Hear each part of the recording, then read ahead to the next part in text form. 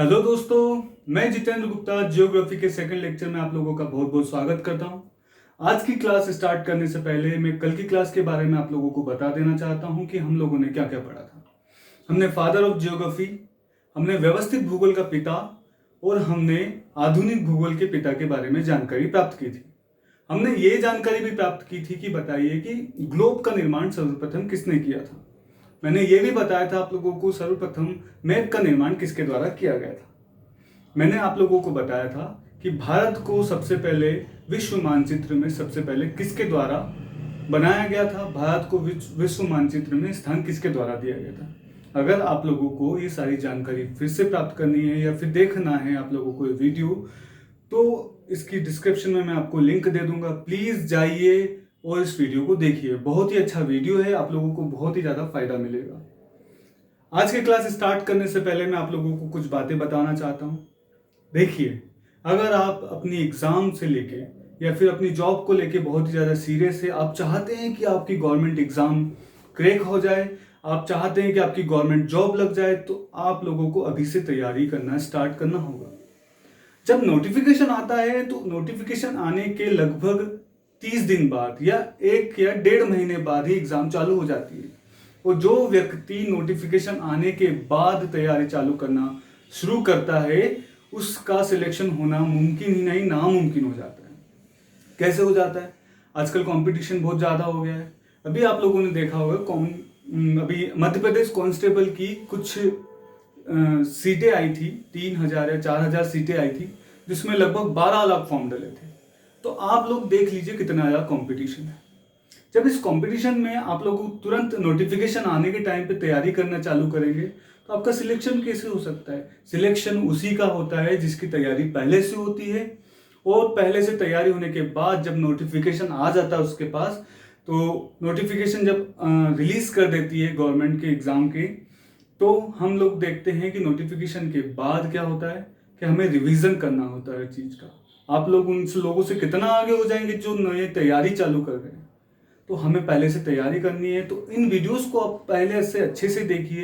ये वीडियोस बहुत ही अच्छे से, मैं बहुत ही मेहनत से बना रहा हूँ, अच्छे अच्छे कंटेंट लेके आ रहा हूँ आप लोगों के लिए। आप लोगों को कहीं जाने की ज़रूरत नहीं है। मैं एक चीज़ और बताना चाहता हूँ कि मैंने एक टेलीग्राम ग्रुप बनाया है, तो प्लीज़ उस टेलीग्राम ग्रुप में जाइए। मैं उसमें आप लोगों को क्विज करवाता हूँ, आप लोगों को नोट्स प्रोवाइड करवाता हूँ। जो मैंने ये नोट्स बनाए हैं आप लोगों को मिलेंगे वहाँ पे, पीडीएफ के फॉर्म में मिलेंगे। और आप लोग चाहते हैं कि खुद से नोट बनाए, तो वो उससे अच्छी बात तो कोई हो ही नहीं सकती। अगर आप कॉपी पेन के साथ इस लेक्चर को देख रहे हैं और नोट कर रहे हैं तो बहुत ही अच्छी बात है। अपनी कॉपी पेन में अपने हाथों से नोट्स बनाइए और उनको बार बार रिवाइज कीजिए।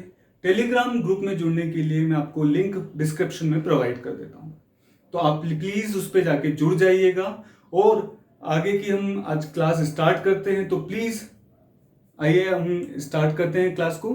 तो आज की क्लास के बारे में मैं बताता हूं कि ये फैक्ट मैं पिछली क्लास में बताने वाला था आप लोगों को, लेकिन थोड़ा सा लेक्चर लेंदी हो गया था, इसलिए मैंने सोचा कि अब अगली क्लास में बता देते हैं। तो आज की क्लास हम स्टार्ट करते हैं।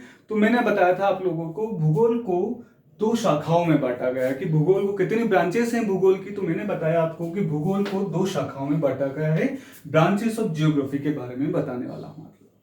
तो पहली शाखा भूगोल की कौन सी कहलाती है? भूगोल की पहली शाखा कहलाती है भौतिक भूगोल, या जियोग्राफी की पहली शाखा कहलाती है फिजिकल जियोग्राफी। ठीक है, इसके अंतर्गत हम, फिजिकल का मतलब क्या होता है? जिन चीजों को हम छू सकते हैं, जिन चीजों को हम महसूस कर सकते हैं, उनको बोलेंगे हम फिजिकल। जैसे कि ये मार्कर है, इसको मैं छू सकता हूं, तो ये क्या हो गया? फिजिकल बॉडी हो गई।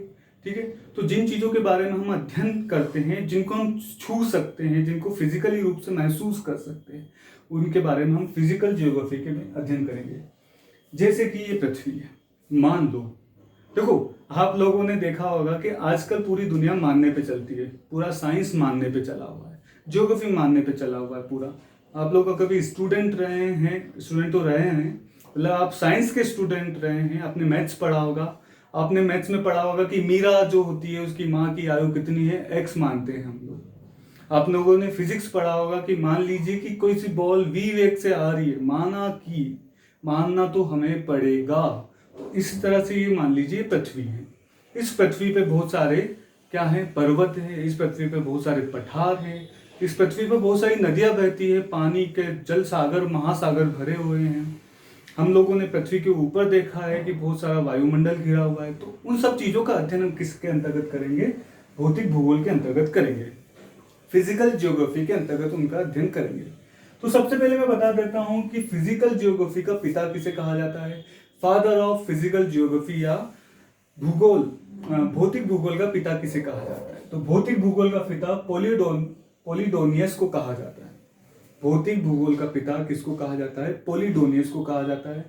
एक बार मैं फिर से आपको बोलता हूं कि प्रोनाउंसिएशन में कुछ अंतर हो सकता है, हिंदी इंग्लिश के प्रोनाउंसिएशन में कुछ अंतर हो सकता है, लेकिन आपको इसका एक ही ऑप्शन मिलेगा, तो आप लोग उसको टच कर सकते हैं, टिक करके आना है पोलिडोनियस। तो क्वेश्चन ये आएगा कि बताइए कि फिजिकल जियोग्राफी का पिता किसे कहा जाता है?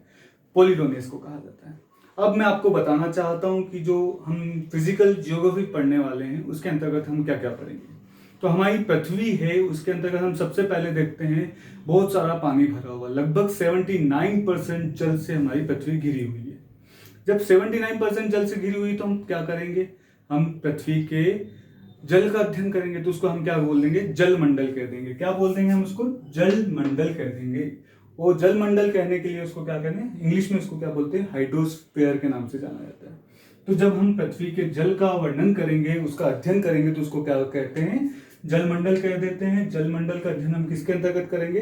भौतिक भूगोल या फिजिकल जियोग्राफी के अंतर्गत करेंगे। और हम पृथ्वी के पर्वत पठार आदि इनके बारे में वर्णन करेंगे। हम देखते हैं कहीं घूमने जाना होता है तो हम हिल स्टेशन चले जाते हैं, तो पहाड़ों पे चले जाते हैं। हमें खेती करना होता है तो हम मैदानों में चले जाते हैं।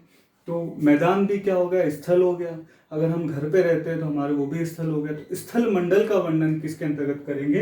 हम भौतिक भूगोल के अंतर्गत करेंगे, फिजिकल जियोग्राफी के अंतर्गत स्थल मंडल का वर्णन करेंगे। तो स्थल मंडल को इंग्लिश में बोला जाता है लिथोस्फीयर के नाम से इसको जाना जाता है। ठीक है, तो लिथोस्फीयर का वर्णन भी हम फिजिकल जियोग्राफी के अंतर्गत ही करेंगे। ठीक है, और अगला हम चीज आप बता रहे हैं कि जब हम पृथ्वी के अंदर रहते हैं तो पृथ्वी के ऊपर की साइड अगर हम जाते हैं तो गैसों का एक आवरण हमारी पृथ्वी को घेरे हुए है।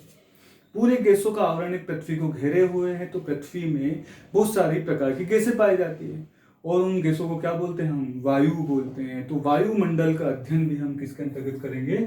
भौतिक भूगोल के अंतर्गत वायुमंडल का अध्ययन किया जाता है। इसको बोला जाता है एटमोस्फेयर। एटमोस्फेयर का अंतर्गत अध्ययन भी हम किसके अंतर्गत करेंगे? फिजिकल जियोग्राफी के अंतर्गत करेंगे।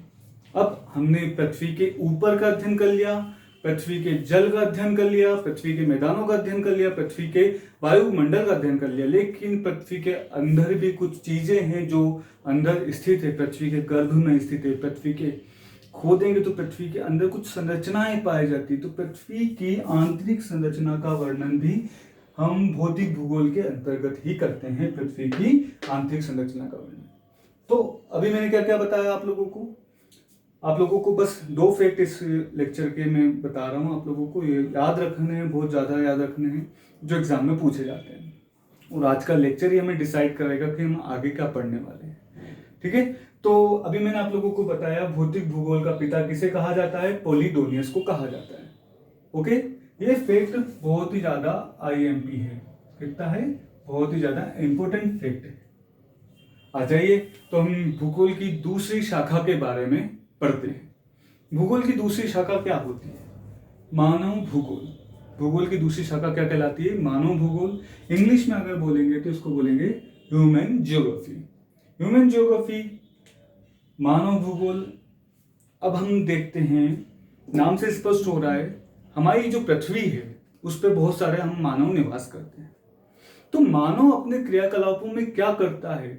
कौन कौन से मानव होते हैं? आदिवासी मानव रहते हैं, हम शहरों में निवास करते हैं, कुछ जनजाति वाले मानव रहते हैं, अलग अलग देशों में अलग अलग तरह की संस्कृतियां अपनाई जाती है। इन सब चीजों के बारे में अध्ययन हम किस में करेंगे? तो हम इन सब चीजों के बारे में अध्ययन करेंगे, उसको बोला जाता है मानव भूगोल या ह्यूमन जियोग्राफी। अब क्वेश्चन ये और आता है अपने दिमाग में कि सर भौतिक भूगोल का जनक तो कोई था जिसका नाम था पोलिडोनियस, लेकिन बताइए मानव भूगोल का कौन व्यक्ति है जो इसका जनक कहलाएगा, उसका पिता कहलाएगा? ह्यूमन जियोग्राफी का फादर कौन कहलाएगा? तो मैंने आप लोगों को बता देता हूँ, फ्रेडरिक रेटजेल ऐसे व्यक्ति है जिनको ह्यूमन जियोग्राफी का पिता कहा जाता है। फ्रेडरिक रेटजेल ने एक बुक लिखी थी जिसका नाम था एंथ्रोपोजियोग्राफी। कौन सी बुक लिखी थी? एंथ्रोपोजियोग्राफी नामक एक बुक लिखी थी, जिसमें मानव से रिलेटेड ज्योग्राफी का अध्ययन किया गया था। सबसे पहले जिसमें मानव से रिलेटेड ज्योग्राफी का अध्ययन किया गया था वो उसी का वर्णन किया गया था। तो सबसे पहले इनके द्वारा कहा गया, तो इसलिए मानव भूगोल का पिता किनको कहा दिया गया? फ्रेडरिक रेटजेल को कह दिया गया। आप लोगों ने एक वर्ड सुना होगा, मानव का अध्ययन करना। मानव का अध्ययन का करना क्या कहलाता है? एंथ्रोपोलॉजी कहलाता है। मैं लिख देता हूं, मानव का अध्ययन करना, मानव का अध्ययन करना क्या कहलाता है? एंथ्रोपोलॉजी कहलाता है। एंथ्रोपोलॉजी कहलाता है। क्या कहलाता है? एंथ्रोपोलॉजी। तो जिस विज्ञान की जिस शाखा में मानव का अध्ययन किया जाता है उसको क्या बोलते हैं? एंथ्रोपोलॉजी कहते हैं। और एंथ्रोपोजियोग्राफी शब्द की उत्पत्ति या फिर एंथ्रोपोजियोग्राफी जो बुक लिखी गई थी, किसके द्वारा लिखी गई थी? फ्रेडरिक रेटजेल के द्वारा लिखी गई थी। तो फ्रेडरिक रेटजेल को मानव भूगोल का जनक कहा दिया जाता है। अब इसके अंतर्गत हम क्या क्या पढ़ने वाले हैं इसके बारे में मैं बता देना चाहता हूँ। इसके अंतर्गत हम जनसंख्या के बारे में पढ़ने वाले हैं। हम जनसंख्या के बारे में पढ़ने हैं, जनसांख्यिकी के बारे में पढ़ने वाले हैं, अर्थात हम जनसंख्या के बारे में पढ़ते हैं इसको। दूसरी चीज मैं बताना चाहता हूं आप लोगों को, हम इसके अंतर्गत मानव भूगोल के अंतर्गत संस्कृति के बारे में पढ़ने वाले हैं। जो मानव की जो संस्कृति होती है, हम भारत में रहते हैं। भारत एक बहुत ही बड़ा विशाल देश है। इसके अलग अलग प्रदेश हैं। हम देखते हैं उत्तर की अलग संस्कृति होती है, दक्षिण की अलग संस्कृति होती है, पूर्व की अलग संस्कृति होती है, पश्चिम की अलग संस्कृति होती है। पूर्व में अगर हम असम साइड चले जाएंगे तो वहाँ के लोग कुछ अलग संस्कृतियों का पालन करते हैं, लेकिन गुजरात में हम चले जाते हैं तो गुजरात के लोग कुछ अलग संस्कृतियों का पालन करते हैं, अलग त्योहार मनाते हैं। उसी तरह से हम दक्षिण में चले जाते हैं तो वो लोग अलग त्योहार बनाते हैं, पोंगल बनाते हैं, इस तरह से कुछ त्योहार बनाते हैं। लेकिन उत्तर में हम जाएंगे तो वो लोहड़ी बनाते हैं, दिवाली बनाते हैं। तो इस तरह से अलग अलग राज्यों में अलग अलग संस्कृतियां हैं। उसी तरह से पूरी पृथ्वी पे अलग अलग देश हैं, उन लोगों की भी अलग अलग संस्कृति होती है। तो उन संस्कृतियों के बारे में भी अध्ययन हम किसके अंतर्गत करेंगे? मानव भूगोल के अंतर्गत करेंगे। मानव भूगोल के साथ साथ संस्कृति के अध्ययन के साथ साथ, कल्चर के अध्ययन के साथ साथ हम आर्थिक भूगोल का भी अध्ययन करेंगे। आर्थिक भूगोल मतलब क्या होता है? इकोनॉमी के बारे में। किसी देश की इकोनॉमी कैसे बढ़ती है, किस चीज के बारे में बढ़ती, अपन पता कर सकते हैं कि किस चीज से उस देश की इकोनॉमी बनी हुई है। जैसे कि हम लोग ने देखा है सऊदी अरबिया बहुत ही रिच देश है, उसकी इकोनॉमी किस तरह से रिच है, क्यों है, मतलब वो देश, उसकी इकोनॉमी क्या है, किस तरह से उसकी आर्थिक स्थिति है। तो वहाँ पे बहुत ज़्यादा पेट्रोलियम पाया जाता है, उसके बारे में भी हम अध्ययन करेंगे। चिली जो देश है सबसे ज़्यादा तांबे का उत्पादन करने वाला देश कहलाता है। दक्षिण अमेरिका महाद्वीप में एक देश है चिली, उसमें सबसे ज़्यादा तांबे का उत्पादन किया जाता है। उसी तरह से भारत में सबसे ज़्यादा अभ्रक का उत्पादन किया जाता है। भारत में बहुत ज़्यादा गेहूं का उत्पादन किया जाता है। भारत एक कृषि प्रधान देश है, तो भारत में कृषि से संबंधित बहुत सारी चीज़ों का उत्पादन किया जाता है। चीन द्वारा भी उत्पादन किया जाता है। तो इन सब चीज़ों के बारे में कौन सा देश कौन सी चीज़ों का उत्पादन सबसे ज़्यादा करता है, भारत का अगर अध्ययन करेंगे तो कौन सा प्रदेश भारत में सबसे ज़्यादा कौन सी चीज़ों का उत्पादन करता है, उन सब चीज़ों का अध्ययन हम किसके अंतर्गत करते हैं? ह्यूमन जियोग्राफी के अंतर्गत करते हैं। तो आज की क्लास में हम बस इतना ही बताना चाहता हूं कि आप लोग इन दो फैक्टों को याद रखिएगा। एक तो भौतिक भूगोल का जनक किसको कहा जाता है? पोलिडोनियस को कहा जाता है। और दूसरी बात, मानव भूगोल का जनक किसे कहा जाता है? फ्रेडरिक रेटजेल को कहा जाता है, जिनके द्वारा एक बुक लिखी गई थी एंथ्रोपोजियोग्राफी। ठीक है। और एक और बात याद रखिएगा, मानव का अध्ययन करना क्या कहलाता है? विज्ञान की वह शाखा जिसके अंतर्गत मानव का अध्ययन किया जाता है उसको बोलते हैं एंथ्रोपोलॉजी। ठीक है। और ये भी पूछ सकते हैं कि बताइए कि जनसंख्या का अध्ययन जियोग्राफी की किस शाखा के अंतर्गत किया जाता है? तो मानव भूगोल का अध्ययन के अंतर्गत किया जाता है। या फिर ये पूछ सकते हैं कि संस्कृति का वर्णन या संस्कृति का अध्ययन भूगोल की किस शाखा के अंतर्गत किया जाता है? तो वो मानव भूगोल या ह्यूमन जियोग्राफी के अंतर्गत किया जाता है। पर्वत, पठार, स्थल मंडल, वायुमंडल, इन सब का अध्ययन भूगोल की किस शाखा के अंतर्गत किया जाता है?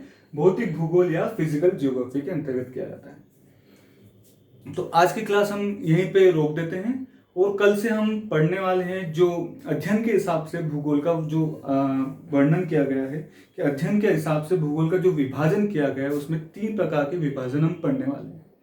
पहला विभाजन होगा विश्व का भूगोल, दूसरा विभाजन होगा भारत का भूगोल और तीसरा विभाजन होगा वो होगा प्रादेशिक भूगोल, जो अलग अलग प्रदेशों का अलग अलग भूगोल होता है। तो हम लोग स्टार्ट करने वाले हैं, कल से बहुत ही महत्वपूर्ण क्लासें होंगी, इनके बारे में हम डिस्कस भी करेंगे कि हम क्या क्या पढ़ने वाले हैं। अगर आप लोगों को ये क्लासेस अच्छी लग रही हैं तो प्लीज़ इन क्लासेस को, लेक्चर को लाइव देखिएगा। लाइव नहीं देखना तो अभी लाइव तो आ नहीं रहा है, अभी सब्सक्राइबर बढ़ जाएंगे मेरे, तो 10,000 सब्सक्राइबर बढ़ जाने के बाद ये क्लासेस लाइव चलना हो जाएगी। मैं लाइव क्लासेस भी लूँगा। तो अगर आप लोगों को ये क्लासेस अच्छी लग रही हैं, आप लोगों को पसंद आ रही है, तो प्लीज़ लाइक कीजिएगा, सब्सक्राइब कीजिएगा और अपने अधिक से अधिक दोस्तों को शेयर कीजिएगा ताकि उनको भी इन क्लासेस का लाभ मिल सके। Thank you so much. Good day.